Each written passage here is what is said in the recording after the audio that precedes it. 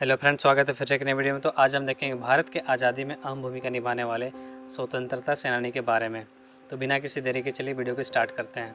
भारत का स्वतंत्रता संग्राम में योगदान के लिए महात्मा गांधी, नेहरू, सरदार वल्लभ भाई पटेल का नाम खूब लिया जाता है। लेकिन स्वतंत्रता संग्राम की यह लड़ाई भारतीय महिलाओं के योगदान के बिना अधूरा था। पुरुषों के लिए इन आंदोलनों का हिस्सा होना आसान था, लेकिन महिलाओं का आंदोलन तक पहुंचने से पहले ही समाज की अनगिनत बेड़ियां को तोड़ना पड़ता था।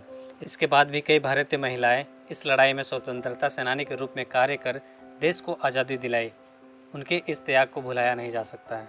तो चलिए भारत की वो 5 वीरांगनाएं के बारे जानेंगे जिन्होंने रातों रात हिला दी थी अंग्रेज सरकार की नींव।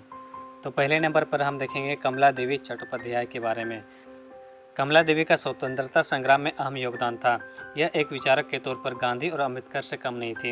इनकी रुचि जाति से लेकर थिएटर तक हर विषय में थी, पर इतिहास के पन्नों में इनका नाम कहीं खो गया है।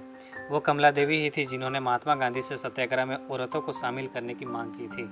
आज़ादी मिलने तक कमला देवी कई बार जेल गई, कभी गांधी के नाम का नारा लगाते हुए नमक बेचने के लिए, तो कभी भारत छोड़ो आंदोलन में भाग लेने के लिए।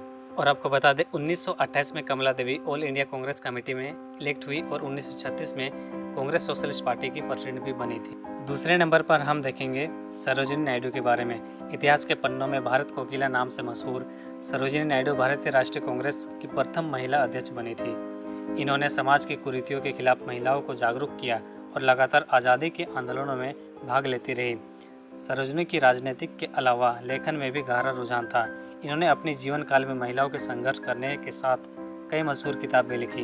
इन्होंने जलियांवाला बाग हत्याकांड के विरोध में अपना केसर-ए-हिंद सम्मान लौटा दिया था। आज़ादी के बाद सरोजिनी नायडू उत्तर प्रदेश की पहली महिला राज्यपाल बनी। तीसरे नंबर पर हम देखेंगे भिकाजी कामा के बारे में। भारतीय महिला स्वतंत्रता सेनानी भिकाजी कामा ने भी आज़ादी के लिए काफ़ी जोर लगाया। भिकाजी कामा विदेश में भारत का झंडा फहराने वाली पहली महिला थी। उस समय भारत आज़ाद नहीं हुआ था और भारत के लिए ब्रिटेन का झंडा इस्तेमाल किया जाता था। उन्हें यह बात गवारा नहीं था, इसलिए उन्होंने खुद भारत के लिए एक तिरंगा तैयार किया और फहराया। भिकाजी 33 वर्ष अपनी बीमारी के चलते भारत से दूर रही, पर दूर होकर भी उनका आज़ादी का सपना कायम रहा। वह यूरोप के अलग अलग देशों में जाके भारत की स्वतंत्रता के लिए नारे लगाती रही। इन्होंने पेरिस इंडियन सोसाइटी की स्थापना की और उसमें अपनी क्रांतिकारी मैगजीन वंदे मातरम निकाली। चौथे नंबर पर हम देखेंगे एनी बेसेंट के बारे में। यूँ तो एनी बेसेंट का जन्म लंदन में हुआ था, पर 1893 में भारत आने के बाद वह यहीं की होकर रह गई। बेसेंट साल 1917 में भारतीय राष्ट्रीय कांग्रेस की अध्यक्ष भी रही। इन्होंने भारत में फैली कुरीतियों के खिलाफ आवाज़ उठाने के लिए ब्रदर्स ऑफ सर्विस संस्था की स्थापना की और इसकी मदद से बाल विवाह और जातिवाद जैसे मुद्दों की कड़ी आलोचना की। इन्होंने न्यू इंडिया अखबार के जरिए ब्रिटिश सरकार से भारत में सेल्फ रूल की मांग की।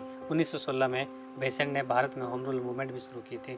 फिफ्थ नंबर पर हम देखेंगे अरुणा असफ अली के बारे में। इन्होंने भारत छोड़ो आंदोलन की शुरुआत की थी। इन्होंने मुंबई में ग्वालियर टैंक मैदान में भारतीय राष्ट्रीय कांग्रेस की झंडा फहराकर युवाओं में जोश भरा था। 1930 में नमक सत्याग्रह के दौरान अरुणा ने भरी सभाओं को संबोधित किया था, जिसके बाद वह जेल भी गई। 1932 में जेल में रहते हुए उन्होंने कैदियों के साथ हो रहे बुरे बर्ताव के विरोध में भूख हड़ताल भी कर डाली थी। अरुणा को भारतीय स्वतंत्रता संग्राम की ग्रैंड ओल्ड लेडी भी कहा जाता है। आपको ये जानकारी कैसी लगी कमेंट सेक्शन में बताएं, और वीडियो अच्छी लगे तो वीडियो को लाइक करें और आगे भी इसी तरह का और भी वीडियो देखने के लिए हमारे चैनल को सब्सक्राइब करें। धन्यवाद।